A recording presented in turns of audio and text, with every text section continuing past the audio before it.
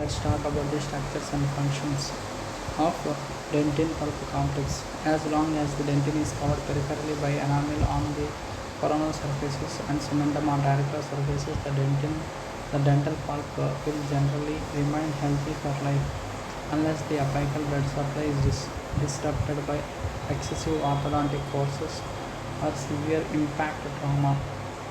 Most pathological pulp conditions begin with the removal of one or both of these protective barriers via caries, fractures, or abrasion. The result is the communication of the pulp's soft tissue with the oral cavity via dentinal tubules, a classic work done by Pashley et al. Using radioactive iodine 131 in dog teeth clearly demonstrated that once dentinal tubules are opened, molecules can permeate to the pulp easily. This dentin permeability has a huge impact on the pathogenesis of, of pulp in many clinical situations. This will be discussed later. It is apparent that substances easily permeate dentin, permeating dermal, osmotic, and chemical insults to act on the pulpal constituents. The initial stages or the initial stages involve stimulation or irritation of odontoblasts and may proceed to inflammation and often to tissue destruction. First, one must examine the dentin structure. Let's talk about this dentin structure. This is the Pashley's experimental setup for the study of dentin permeability. You can see iodine 131 is used as a marker, was diffused through the buccal chamber attached to the naked dentin of the tooth. Blood was drawn from the venous system and checked for the radioactive iodine 131 radioactivity. The appearance of iodine 131 in the blood demonstrates the degree of permeability of the dentin. Now let's talk about the dentin structure. Dentin is a calcified connective tissue consisting of approximately 70% inorganic material and 10% water. Organic matrix accounts for 20% of dentin, of which about 91% is collagen. Most of the collagen is type 1, but there is a minor component of type 5 also. Non-collagenous matrix components include phosphoproteins, proteoglycans,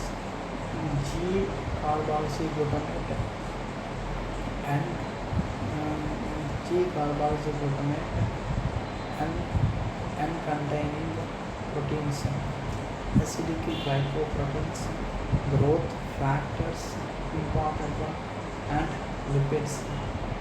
Dentin is penetrated by millions of tubules.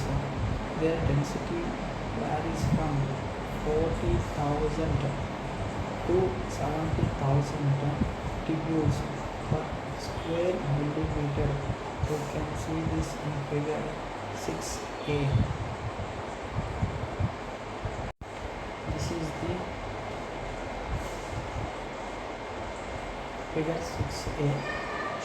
This picture shows the heterogeneous nature of the dentin tubular diameters along the dentin length and dentin surface. The tubular diameter increases up to 4 micrometers and the dentin surface area occupied by the tubules increases logarithmically approaching the pulp. One picture will be showing the scanning electron micrograph of a cross section of a tubules. Tubules are from 1 micrometer in diameter at the dentino-enamel junction to 3 micrometers at their pulpal surface.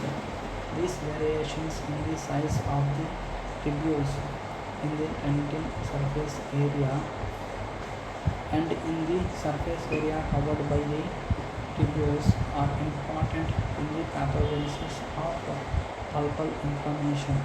For instance, permeation of toxic substances to the pulp created by caries or restorative procedures from the dentino-enamel junction is less likely compared to the permeation from the middle of the dentin due to degree of surface area covered by the tubules.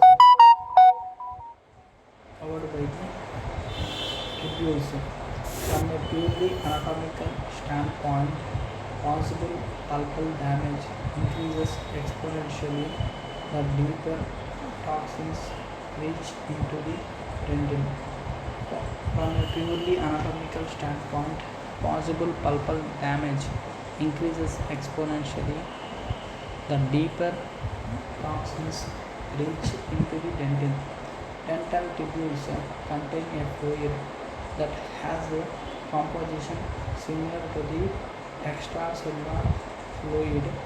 If the fluid becomes contaminated with caries, bacterial, endotoxins and exotoxins, it becomes a reservoir of injurious agents that can permeate through dentin into the pulp to initiate inflammation. It is useful to understand the important variables that control dentin permeability. It is useful to understand the important variables that control dentin permeability. Dentin permeability. The dentinal tubules in the coronal dentin converge from the dentino-enamel junction to the pulp chamber. Dentinal tubules in the coronal dentin converge from the dentino-enamel junction to the pulp chamber. This tends to concentrate permeating substances into a smaller area at their terminus in the pulp. The surface area occupied by tubules at different levels indicates the effect of tubule density and diameter. Already mentioned, the diameter of the dentinal tubules at dentino-enamel junction is around 1 micrometer. See, this diameter will decrease as you move from the dentino-enamel junction towards the pulp chamber, right? The surface area occupied by the tubules at different levels indicate the effect of tubule density and diameter. One can calculate from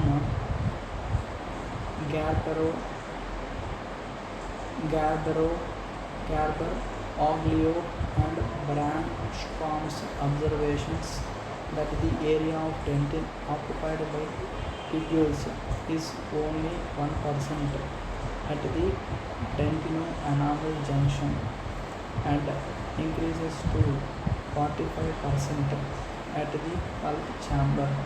You can see this in figure 6b, right? This is the 6b. That means cross section of tubules. The surface area occupied by the dentinal tubules at dentin-enamel junction is only 1%, whereas it increases to 45% at the pulp chamber.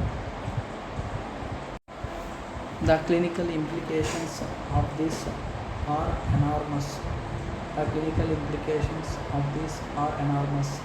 As dentin becomes exposed to increasing depths. That means as dentin becomes exposed to increasing depths by restorative procedures, alteration or disease, the remaining dentin becomes increasingly permeable. The remaining dentin becomes increasingly permeable. Thus, dentin removal renders the pulp more susceptible to chemical or bacterial irritation. Thus, dentin removal renders the pulp more susceptible to chemical or bacterial irritation.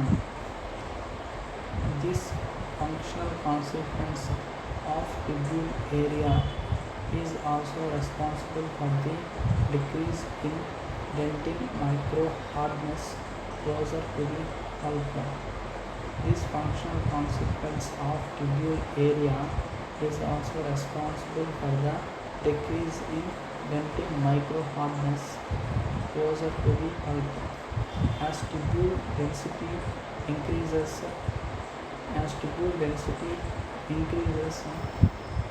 the amount of calcified matrix between the tubules decreases. This relative softness of dentin lining the pulp chamber facilitates canal enlargement during endodontic treatment.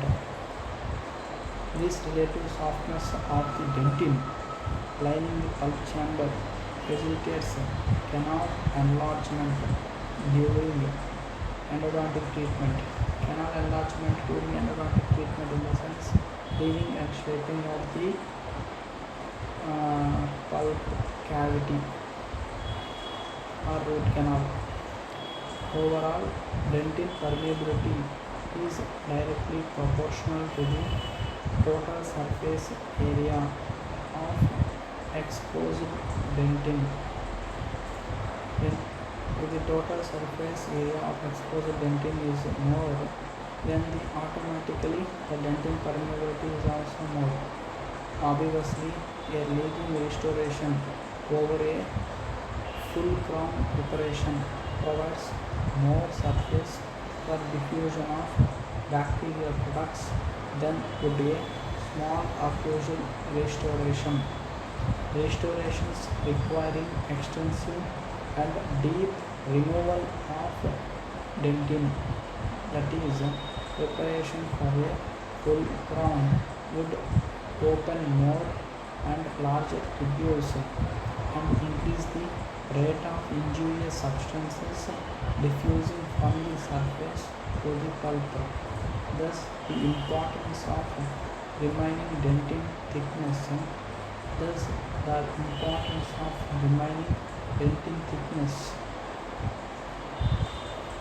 The permeability of the root is 10 to 20 times less than that of a similar thickness of coronal dentin. The permeability of the root is 10 to 20 times less than that of a similar thickness of coronal dentin. This may account for the lack of pulpal reactions to periodontal therapy that removes cementum and exposes root dentin to the oral cavity. This may account for the lack of pulpal reactions to periodontal therapy that removes the cementum and exposes root dentin to the oral cavity. Recent evidence indicates that dentin permeability is not constant after cavity preparation. Recent evidence indicates that dentin permeability is not constant after cavity preparation. In dogs, dentin permeability fell over 75% in the first 6 hours following cavity preparation. Although there were no histological correlates of the decreased permeability,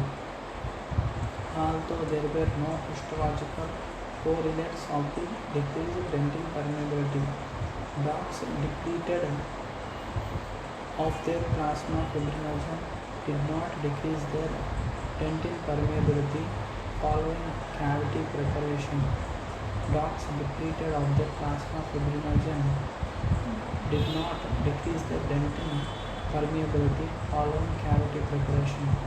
The authors speculated that the irritation to pulpal blood vessels caused by cavity preparation increased the leakage of plasma proteins from the pulpal vessels into the dentinal tubules, where they absorb to the dentin, decreasing permeability.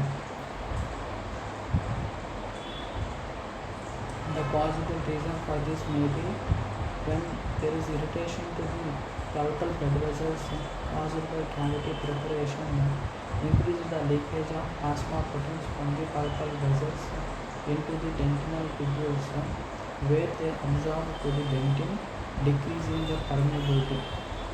Further study of this phenomenon is required to determine if it occurs in humans or not. This is occurred in dogs. Whether the same condition occurs in the humans or not, it has to be evaluated. The character of the dentin surface can also modify dentin permeability.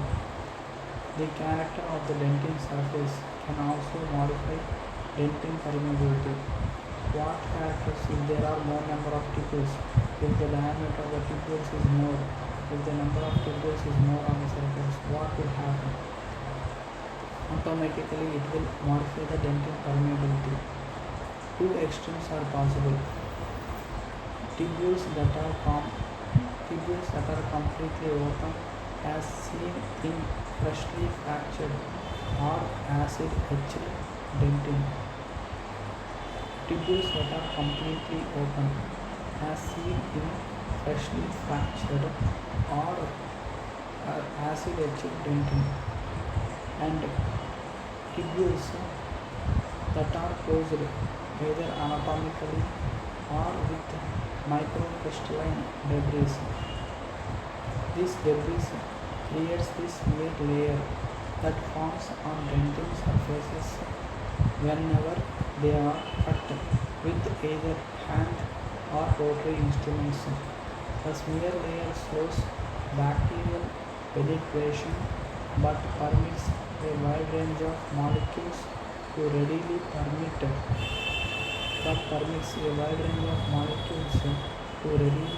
permeate dentin.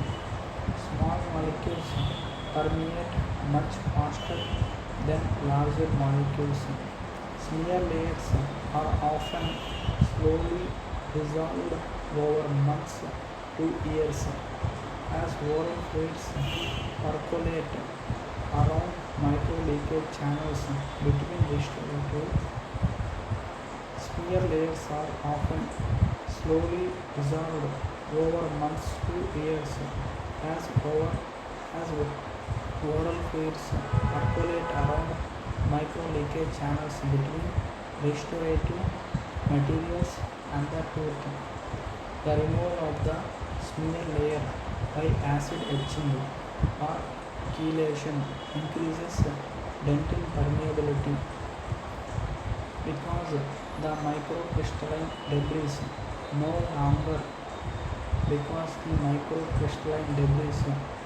longer restricts diffusion of irritants and also permits bacteria to penetrate into the dentin.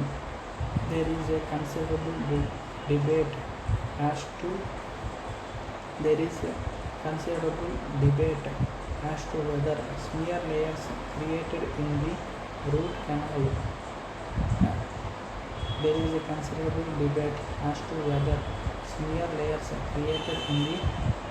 canal during biomechanical preparation should be removed. Its removal may increase the quality of the seal between the endodontic filling materials and the root dentin. It may also increase the bond strength of resin posts. Its removal may increase the quality of seal between the endodontic filling materials and root dentin. It may also increase the bond strength of resin costs.